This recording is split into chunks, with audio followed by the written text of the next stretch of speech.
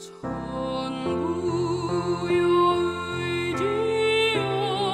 의지옵소서. 손들고 옵니다. 주 나를 외면하시면 나 어디 가리까. 내 죄를 씻기 위하여 피 흘려 주시니 구되게 하는 마음으로 주 앞에 옵니다. 산부터 계신 주께서 영죽을 죄인을 보혈로 구해 주시니 그 사랑 한없네. 내 죄를 씻기 위하여 피 흘려 주시니 곧되게 하는 마음으로 주 앞에 옵니다. 나 예수 의지함으로 큰 권능 받아서 주님께 구한 모든 것 그렇겠습니다. 내 죄를 씻기 위하여 피 흘려 주시니 곧되게 하는 마음으로 주 앞에 옵니다.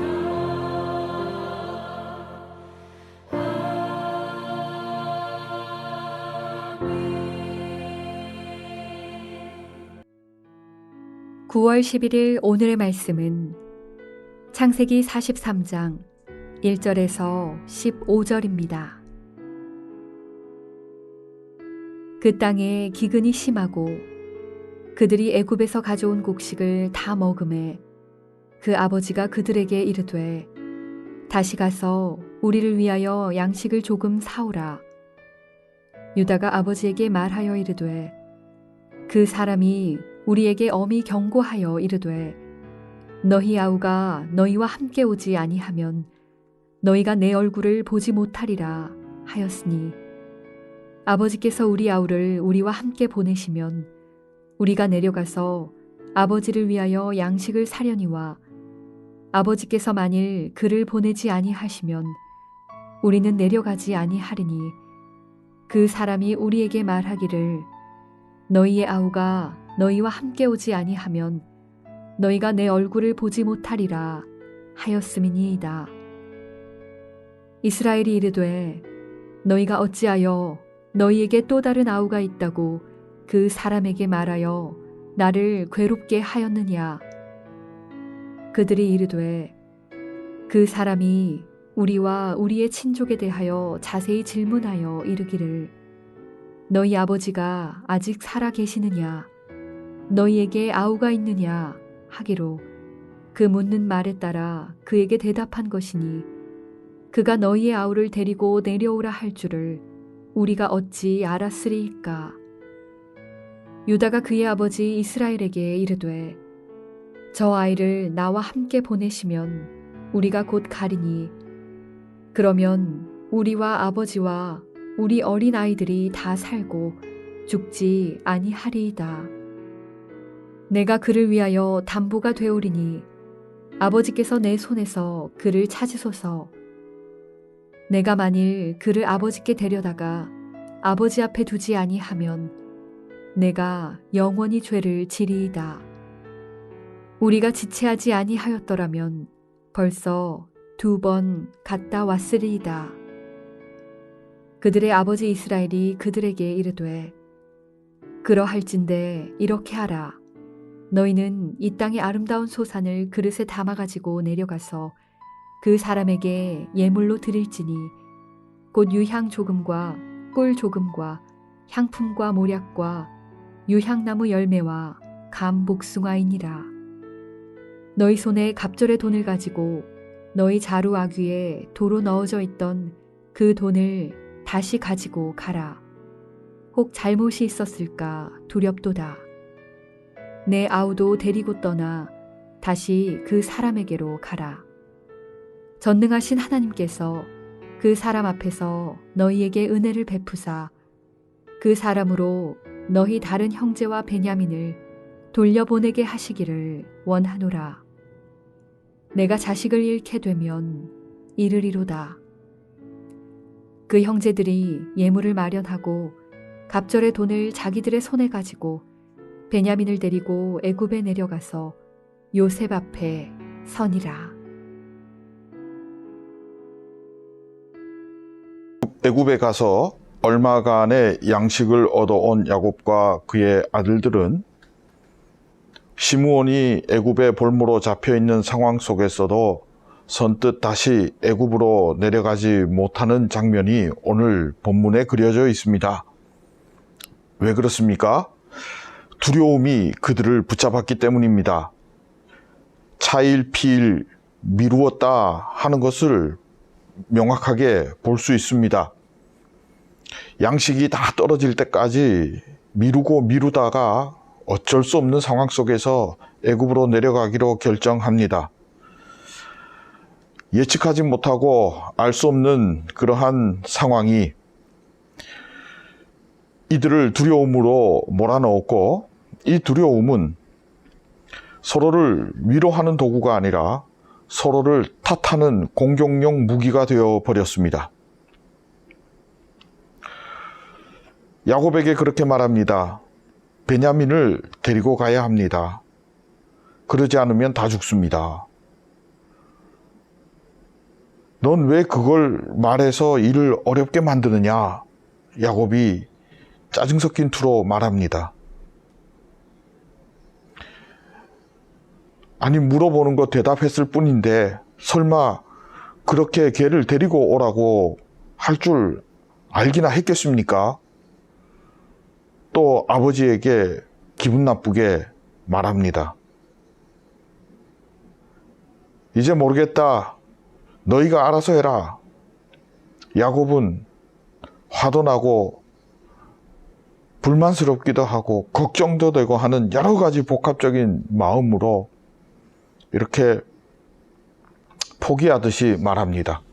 그러면서 14절입니다. 내가 자식을 잃게 되면 이르리로다.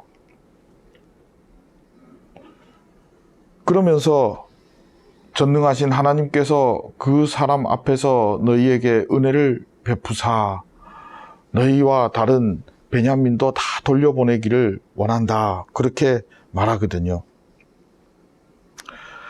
제 여기에서 이제 하나님을 한번 찾습니다. 저는 오늘 이 장면을 보면서 하나님의 계획과 사람의 두려움이 아주 팽팽하게 맞서 있는 그러한 상황을 보게 됩니다. 하나님은 요셉을 통해 이스라엘을 구하고 또 하나님의 역사를 이어가실 그러한 계획을 가지고 계셨습니다. 그런데 그 계획이 사람의 두려움과 연약함 때문에 지금 지체되고 거부당하고 왜곡되어질 그러한 형편에 있습니다. 야곱이 이들 사이에서 기도하고 하나님을 찾으면 참 좋겠다 싶은 마음이 드는데 야곱은 그러지 않습니다. 겨우 하나님의 이름이 들리는 것이 화도 나고 걱정도 되고 짜증나고 아무것도 할 수 없고 정말 어쩌지를 못할 때에, 그러면서 그토록 아끼던 자기의 아들들을 놓아버리게 될 때에, 그때 하나님께 맡기는 것처럼, 하나님의 자비를 구하는 것처럼 그렇게 툭 던져 놓습니다. 절대로 자발적으로 하나님 앞에 나아간 것 아닙니다. 여기 가만히 있어도 굶어 죽을 것은 뻔하고, 애굽에 가도 이게 뭐 돌아가는 상황을 보니 앞날을 장담할 수 없을 것 같고, 이제 그러한 상황 속에서 그나마 말 그대로 일말의 희망이 애굽이라는 그 나라에 있기 때문에 그저 더 이상 할 수 없다는 그러한 포기의 심정으로 다 놓아버리는 거죠. 만약에 요셉이 애굽에서 이들에게 양식을 좀 더 주었더라면 그들은 더 늦게 내려갔을 겁니다. 만약에 가나안에 조금이라도 뭐 풀떼기라도 있었다면 그들은 안 갔을지도 모르겠습니다. 이러한 야곱과 그의 아들들을 데리고 하나님은 그분의 원대한 구속 역사를 이루어 가고 있는 것을 볼 수 있습니다. 대단하지요? 여러분, 그런데 우리가 살아가는 모습이 이와 다를 것이 하나도 없다는 것을 새삼 발견합니다. 야곱과 그의 딸린 식솔들이 게을러서 먹을 것이 없습니까? 그렇지 않습니다. 자연적 재해지요. 가뭄이 그렇게 들어버리는데 어떡합니까? 그리고 그 가뭄이 요셉은 하나님께서 알려주셨으니까 알게 된 거지만 한 해 한 해 살아가는 사람이 그걸 어떻게 알겠습니까? 그저 7년 동안 풍년 들면 그때는 그저 감사한 줄 알고, 내년에 뭐 풍년이 들지 흉년이 들지, 흉년이 들어도 7년 동안 들지 그걸 어떻게 알겠습니까? 열심히 살았습니다. 또 이들이 하나님을 모릅니까? 아닙니다. 하나님 앞에 맡길 때, 하나님의 이름을 부를 때, 그때가 다 하나님 안다는 증거 아니겠습니까? 그런데 여러분, 오늘 야곱의 모습만 봐도 그 옛날 약봉나루에서 씨름하던 야곱은 아닌 것 같습니다. 루벤도 실수했었고, 유다도 가나안 여인과 그렇게 살면서 아들들을 통해서 어려움 겪고 며느리 통해서 그 후손을 보는 그런 칭찬받을 만한 삶은 아니었습니다. 흠이 있었고 또 그 흠결을 안고 살아가는 그러한 지극히 평범한 사람들이었습니다. 이런 사람들을 배척하지 않으시고 하나님은 오늘 직접 말씀하시거나 자신을 직접 보이시지도 않으시면서 자신의 그 구원의 역사들을 만들어가고 이루어가고 계십니다.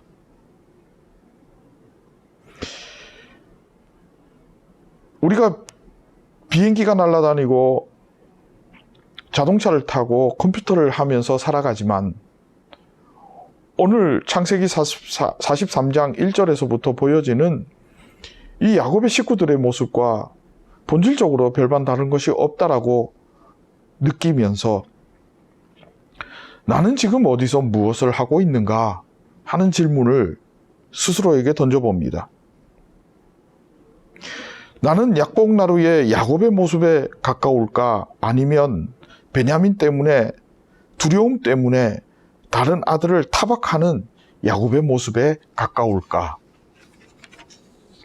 여러분은 어떠십니까?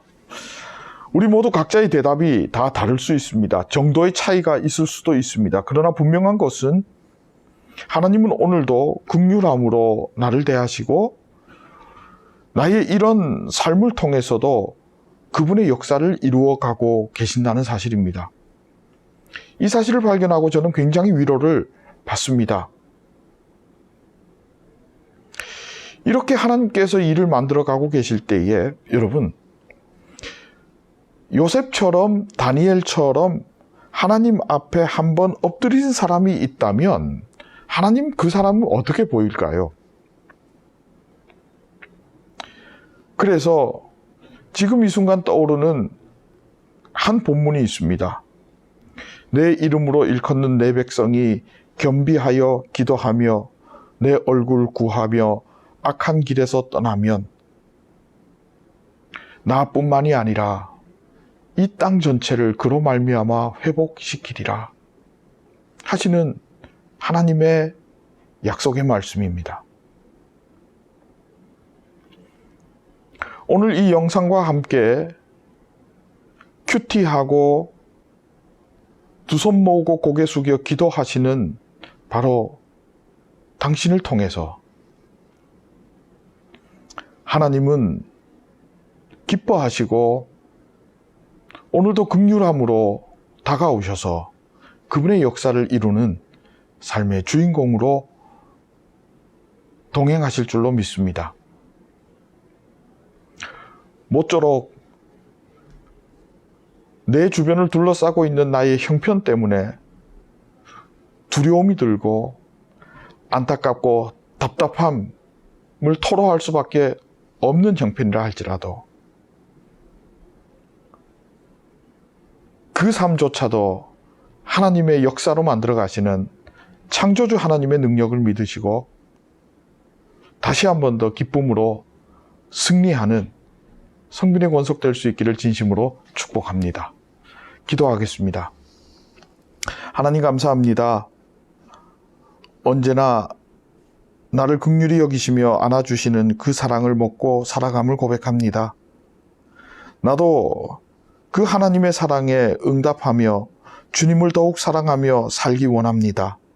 내 안에 계신 주님, 은혜를 부어주시고 인도하여 주옵소서. 예수님의 이름으로 기도합니다. 아멘.